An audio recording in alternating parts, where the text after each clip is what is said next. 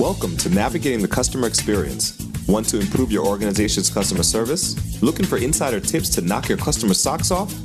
Then you're in the right place. Here's your host, Yannick Grant.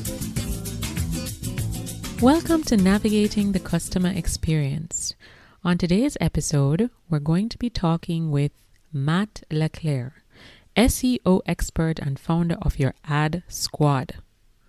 Now, Matt's going to share with us a lot of great and interesting things. Matt's team pursues the very best referral prospects available in any given industry with the purpose of doubling the size of a business. They are experienced in working with the big fish, yet they love small businesses and never act like a candidate is above working with them.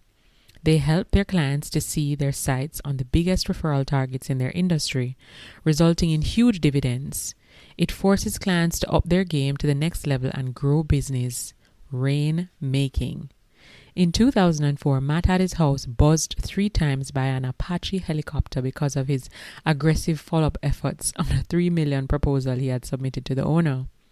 The project crashed and burned, but that encounter changed Matt's thinking forever.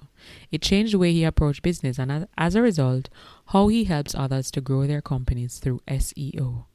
So, now we're going to have a great conversation with Matt. Tune in, listen, get your notebooks, get your ears pumped and ready to hear all the great stuff Matt has to share with us. Welcome, Matt. Hey, Matt, welcome. So could you share with us a little bit about your journey? Tell us a little bit about your company, your ad squad, the marketing agency, how it is that you got into this line of work, and just a little bit about your background. Oh, sure.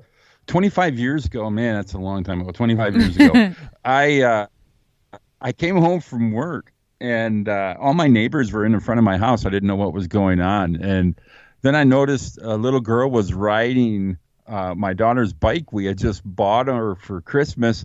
All our stuff was at the curb because we were being evicted. And I was a coward at the time, or at that moment at least. And I just, instead of stopping to get my belongings and my family's belongings, I just drove right on by. Long story short, my wife ended up going back an hour later once she got out of work, but by then most everything was gone. We lost all our childhood pictures. She lost her childhood pictures. There's not one left from that time. So it was all because I wasn't a good provider at the time, and I vowed at that time that I was going to become a better provider. And I started my own business a little bit after that. And that's how I got into business, was just through that situation. Now, since then, I've been running a marketing agency for 20 years, and a lot of happened since then. But I understand, and most small business owners, they get to a position where they get hit by something like that, and it changes them. And that's why I like helping small business owners, because almost every one of us has a story like that, why we got into business, why we're doing what we're doing. I just like helping small business owners. So that's why I help them, because they almost have the same story I have, that eviction or something bad. Yeah. And sometimes it's the negative things in our life that really propel us to do greater things, eh? Oh, yeah. And because you can always do better. This must be rock bottom. Okay, well, then I'm going to do much better. And, True. And to be honest, I made some mistakes back then that I would never make now. And I wasn't making as much, obviously. But I got bit by I was young. And but that's how I got into business. And yeah, but you're right. Almost everybody has that type of story, a negative, the rising phoenix from the ashes. Mm-hmm. All right. So could you share with us a little bit about your SEO squad? What is SEO? How does it work? Why is it important for your business? If you don't know anything, your knowledge is ground zero. In 3 to 6 sentences, how could you explain that to someone? Well, SEO is nothing more than getting free traffic from Google. And the way you get that free traffic is you take care of their customers and you give them what their customers want. And if you do that, the customers Google sends you the traffic for free to your website.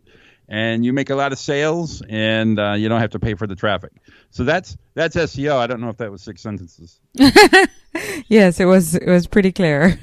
So all right, cool. Give us an example of a business that you've helped. Let's say maybe a a mechanic store or a retail store, maybe a restaurant, how it is that you are able to use your services to transform. It's kind of hard. In the years we've been doing this, we've had, I think our last count was well over 13,000 different businesses we've worked on. So we've got all types of rag to riches stories. Happens all the time. We're working on a campaign right now where it was an affiliate business of all things, and he had a hard time getting traffic and getting Google to help them and help him give him that free traffic. And being an affiliate, you don't have enough money to pay for traffic. Mm-hmm. There's only so much. It's not like you get 100% of the sale and that's it. Usually as an affiliate, you get 10%. So even if you make a sale as an affiliate, it's really hard to pay for traffic. Right. And we ended up, I think, tripling his traffic for his main money pages. And what I mean by that is we find out what pages make money for a business, and then we go find those pages, and then it's a matter of just making sure that we're taking care of Google's customer, which is the user. And if we do that, we can optimize that page so Google sends more traffic to it. And since it's the client's money page, it usually converts well, better than the rest of the sites. And that's how we make our clients money. It's just a matter of finding the money pages, the ones that are actually earning the business, and then get that right. And too many SEO companies, they've ignored the 80-20 rule. It's really the 95-5 rule, where 5% of your pages on your website are producing 95% of your profit. I bet you it's 99 and 1%. I can go as far as I can in the math and keep moving the decimal point. But the fact of the matter is, most businesses that are surviving from their website traffic. They're doing so with just a few pages. And most SEO companies, they start coming in and they start trying to treat every page as being different or as being equal, and they do SEO on all these pages, and that really hurts the campaign because a lot of the pages aren't making money. Why are we trying to rank a page that doesn't make any money? Find the pages that make money, then make sure that it's in alignment with Google's user. If somebody's searching the keyword for that page that's making money for you, then you just have to go and make sure that you are taking into consideration why the user is searching that, what they're looking for, what solution they need, and what you could give them to take them one step further into the selling cycle and get them deeper into the funnel. And usually, like I said, it's only a few pages. So we look like heroes a lot when we get hired because, wow, you've increased sales by X amount. Mm-hmm. And all we did was we focused our first month on those pages. And then that creates extra revenue. And then all of a sudden, we can start working on ranking other pages and actually getting that same process moved across to the rest of the website. But anybody starting SEO, and if they're in business, I highly recommend you start with the money pages and just stay with it until it converts for you. Because it doesn't matter if a page doesn't convert. Do you want to rank it? Well, of course. I could make some money with it. It's better than not ranking, but it's better to get if you really consider the user, what they're looking for, and take care of them. That's taking care of Google, because that makes Google's product much better. Because I remember 8 years ago, it was easy. We could rank for anything, mm-hmm. In usually a couple of days, and it didn't matter the quality of the website. But if you remember back then, Google wasn't a very good tool. It wasn't the sharpest crayon in the box, because you wanted to search for something, and you could end up on affiliate sites, you could end up on ClickBank sites, you could end up on somebody trying to sell an ebook. Listen, I'm looking for an attorney maybe to do a will, some estate planning, and then I search estate planning, and all that comes up are how to sell estate planning leads to attorneys. Well, I'm not interested in that. Right. Google wasn't very good back then, but now they are. It's a very good search tool. We can find whatever we need using Google. So because of that, now we can reverse engineer the algorithm. So let's see what pages are ranking well for our keywords. Then let's study those pages, because Google is placing the pages for that keyword that the people want, and it's satisfying their needs. And the best way to do it is just to look to see who's already ranking. Don't reinvent the wheel. Find out what's going on, Why is that site ranking? What is the user intent? And a lot of the times, the people who are ranking well for it aren't going as far in the process as they could. So there's opportunity. You can pass them. Okay, maybe they have some of the user intent, but maybe there's more I could do. I could take them deeper into a relationship. If they're searching green algae in pool, I can kind of consider maybe they have a pool that has algae in it and they want it, and they got a party coming up, they want to get it cleaned up in time. So I could then have the whole article be about not only talking about how to clean your pool up, but how to get it done in time, how to make sure that it's going to be done by the time of the party, and then end it with a checklist and how to get your pool clean by the time of your party.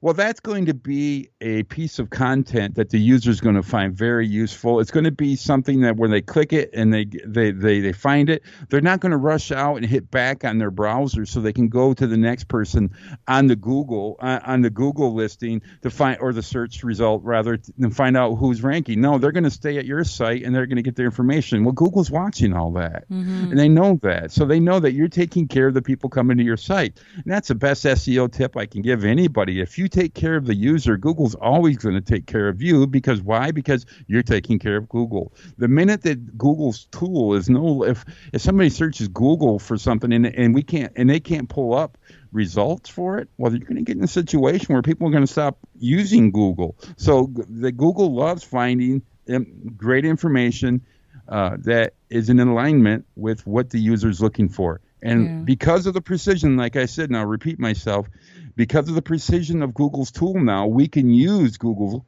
search tool to reverse engineer the user intent of our clients. And we just look at our competitors' site that are ranking on those keywords already, because the tool is good enough where it's showing what the best user content is. Well, links come into play too, but that's in a nutshell SEO. It wasn't 6 sentences, I guarantee you that.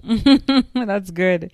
I like the example you gave in terms of looking at what Google is searching for, what people are searching for, and then repurposing your content to ensure that it's fulfilling that particular need, because then the ranking will definitely come further up when the person is, because some people are extremely granular when they're searching for something.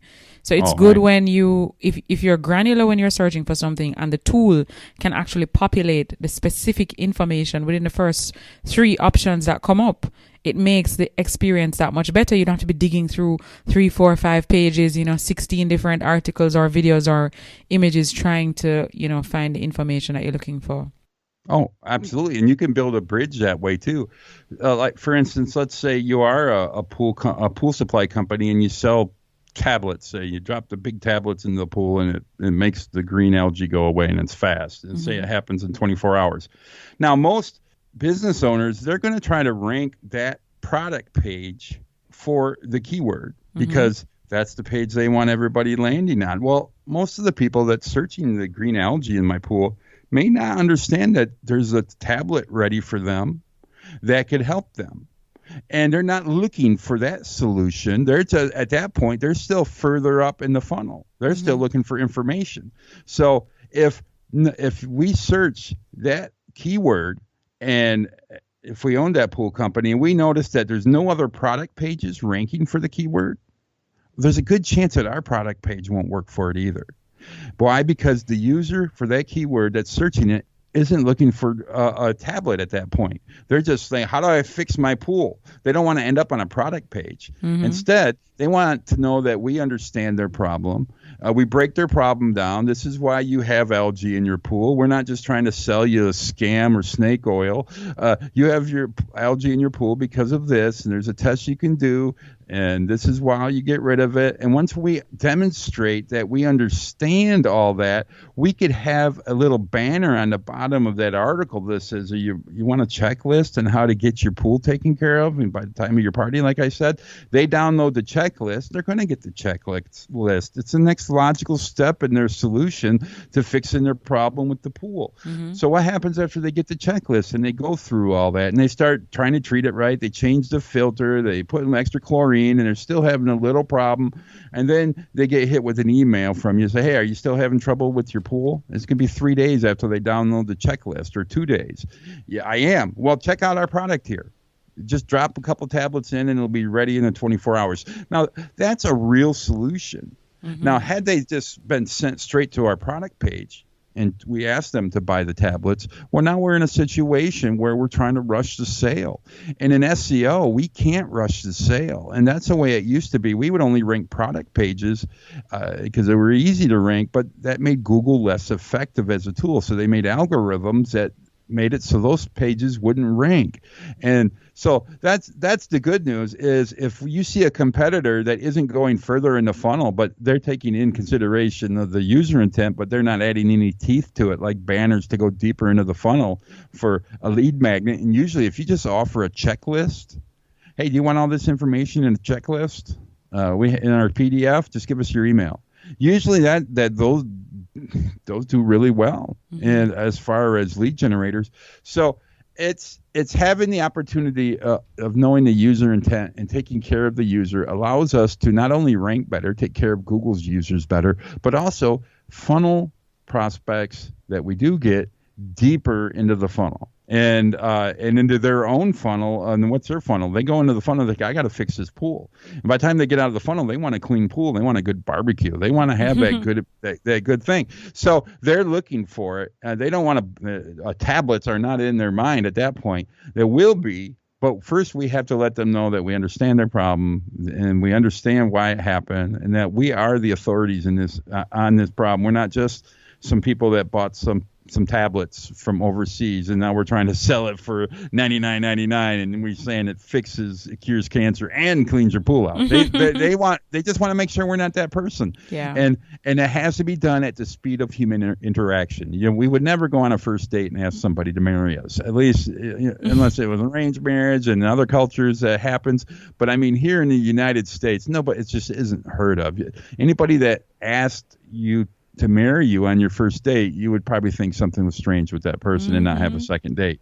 But marketers, we don't mind at all trying to get people to buy our tablets right away. We'd like to get people to our product page, but that's where the user intent comes in. That's where the laws of human interaction is. You have to build a relationship. And once they see your name a few times and you've answered their question, they spent some time with you on your post, they got your guide, they got your checklist, they got your email, they're going to buy from you. Who else are they going to buy from? The vendor down the street who sends people straight to their sales page and didn't take the time to do all that? No, guess what? Those are the pages that rank in Google, and those are the pages that convert. So really, SEO is just a matter of solid business development. Yeah. All right. Okay. So, Matt, could you share with us maybe one tool, website, or app that you absolutely can't live without in your business? Yeah, Grammarly. Oh. I'm a big fan of Grammarly. Why? And I also use the Hemingway editor too. And because when you're writing, you have to write in a way that people can scan. And it's not that I try to write everything in fifth grade or below reading level. And it's not that. And I sell to attorneys too, and they like to write, and like they send me stuff and I'll put it in the grader and it'll be like grade 24. I'm not kidding you. I'm like, don't write your copy. It needs to be fifth grade. Why does it need to be so low? Well, fifth grade is, first of all, I get the Grammarly taken care of on using Word, and then once Grammarly gives me all the good suggestions I need, then I'll move it to the Hemingway editor, and that if I can get down to a fifth or fourth grade reading level, that just guarantees that all my sentences are short, that my paragraphs are short, and that I'm not using a lot of adverbs. And why is that important? Because my reader is going to be able to scan through it really fast. They're just going to be like a hot knife through butter. And whenever we slow a brain down when they're reading, it just invites distraction. And that's why. So there's my app. I have long answers for everything. Grammarly and Hemingsworth. Life. We'll be here forever. Well, we'll definitely have those two applications in the show notes of this episode. Could you share with us maybe one or two books that have had the biggest impact on you? It could be a book that you've read recently, or it could be something that you read a long time ago that has still had a great impact on you. We love, my partner and I, we just went through a book study of The Power of Positive Thinking with Norman Vincent Peale. Just having a positive mindset. And it's funny, right when we finished the book, the crisis started with the virus. It was like, oh man, we didn't want to have to test this so soon. We just finished the book. But it worked and it helped us. And because as business owners, not even business owners, just if you're a kid in school, it's just kind of a positive mindset. If I would have had a positive mindset in school, I would have had a lot better time. But I didn't have a positive mindset. It took me till I was in my 40s to figure out I needed a positive mindset. But that's a great book. I highly recommend that one. All right. So the power of positive thinking. Okay, Matt. So we spoke a little bit about SEO and we spoke about the development of business and the user experience. Now, we have a lot of listeners who are business owners and managers who feel that they have great products and services. Some of them, though, feel that they lack the constantly motivated human capital. If you are sitting across the table from that person, what's one piece of advice that you would give them to have a successful business as it relates to their human capital and motivating them? Yeah, that's a toughie. I'm a highly motivated person. My first 20 years in business, I didn't have much. I had a hard time with people who weren't motivated. And I felt like they were in my way. Mm-hmm. If they're in my way, they're going to get pushed out of my way. There's no, if I have momentum. And then once you get momentum going, you never want to lose it. Now, I'm not telling people to start pushing people out of your way. But what I would say is start establishing some momentum. The very thing that makes us get upset when somebody trips us up is that they are slowing our momentum down. Mm-hmm. So reversing that and looking at it from the other way, is if we establish momentum, that will give us enough power to get through to where we're trying to get to. And most of the people that work for us and the human condition is they are unmotivated. They don't have any desire to accomplish anything big in their life. Mm-hmm. So it makes it hard for them and they kind of stray. So I try to get momentum going with our staff. I try to get them training. I try to get them excited for themselves. So they're learning things that it has nothing to do with our business, but if they can learn a skill set that, I mean, it helps us when they do when they do the work. But even if they quit later, they still have the skill set with them that they can use with our competitor even, or start their own business. Mm-hmm. So I try to, and sometimes that happens. So, and it used to hurt me and make me angry. And it doesn't anymore, because you want people having maximum momentum in your life, because we want it in our own life. And the more momentum that your workers have, the more momentum that they'll have to give us. So when they bump into us, it actually propels us forward, and rather than be stalled out in front of us. So that's the beauty of having accelerated momentum. And to get that momentum going, there's a lot of different things you can do. But usually it's personal development for the workers, taking care of them. And I don't mean just paying them more. I mean, just treating them like a member of the team and help them strengthen how they feel about themselves, and give them something to work towards, and celebrate the wins with them.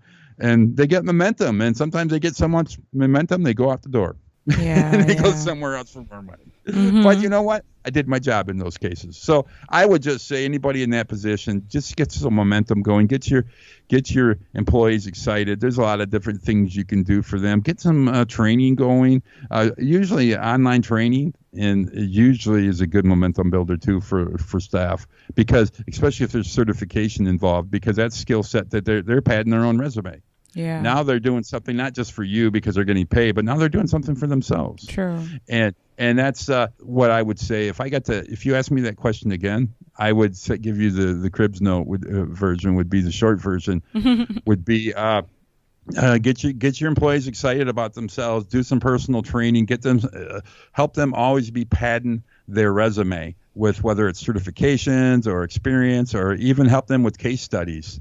So they have their own case studies. I helped on this and this and this with this company. So give them personal case studies, so they're padding their own resume as they're going along. And so we make one case study for us. This is what our agency did for this client. But then at the same time, we have the writer. We could easily just say, also, write one for our employee who was very instrumental in this, that they can put in their CV or their resume or upload to LinkedIn. And that let people know that you care about them. But more importantly, it gets them excited about their job. And now they want to do that again. They want some more padding on their resume. Mm-hmm. Now they're doing even. Yeah, brilliant. All right. So, Matt, what's one thing that's going on in your life right now that you're really excited about? Either something that you're working on to develop yourself or your people?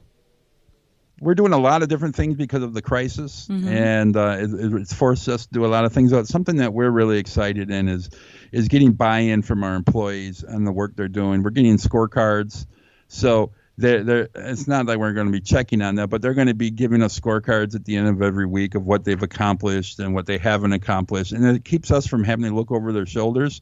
And so we're treating them as little mini business owners, and we're giving them a lot of leeway with it too. So I'm excited about that we're having a lot more autonomy with the staff, rather than, hey, everybody knocking on my door and say, Matt, you got a minute? Hey, you got to, because you dying a little inside every time you hear that, especially if you got your own momentum going.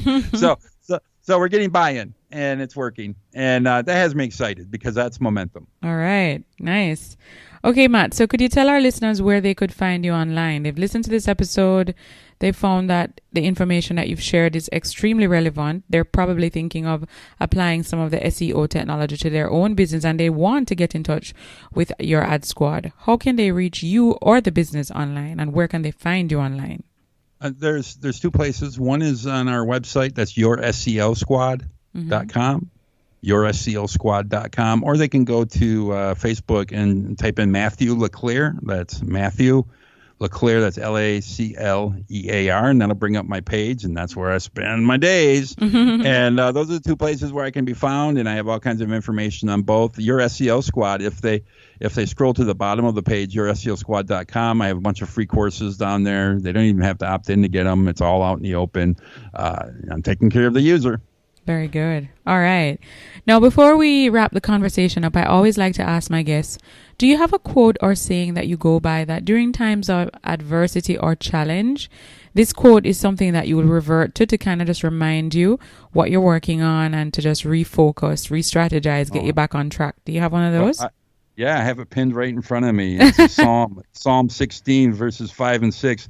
Lord, you have assigned me my portion and my cup. You have made my lot secure. The boundary lines have fallen for me in pleasant places. Surely I have a delightful inheritance.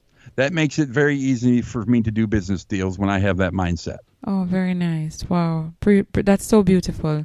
And we need it now, especially in, just the climate and the environment of what's going on in the world, generally speaking. Temporary, not forever. Yes, because this too shall pass. Yes, and our inheritance, well, faith comes into play. But even without faith, you could get through this. This is just temporary. Yeah, agreed. All right. Well, thank you very much, Matt, for joining us today on Navigating the Customer Experience. We really appreciate all the nuggets and the insight that you've shared with us.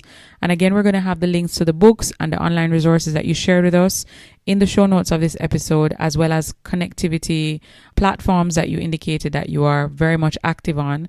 So if any of our listeners need to reach out to you or even engage in any of your free courses, it will be very easy for them to access that. So we really appreciate you taking the time to share with us today. Very nice. That's you taking care of your user too. Yes. It's a two-way street, eh? Thank you. Thank you so much. So again, thank you for listening again. My name is Yannick Grant and I'm your host. Thank you for listening to Navigating the Customer Experience. Thank you for listening to Navigating the Customer Experience. If you'd like to connect with us even more, please feel free to hop onto Facebook and join our private Facebook group, Navigating the Customer Experience Community. And of course, feel free to follow us on Twitter at NavigatingCX. We also have a new book available on Amazon, The ABCs of a Fantastic Customer Experience. It's available in ebook and paperback. So if you want to increase revenue in your organization, build a stronger service culture, and create employees or develop employees who are really mastering service delivery in your business, you need to grab a copy of this book. Until next time, I'm your host, Yannick Grant. Thanks for listening. For more awesome resources to take your customer service game to another level, head over to navigatingthecustomerexperience.com. See you next time.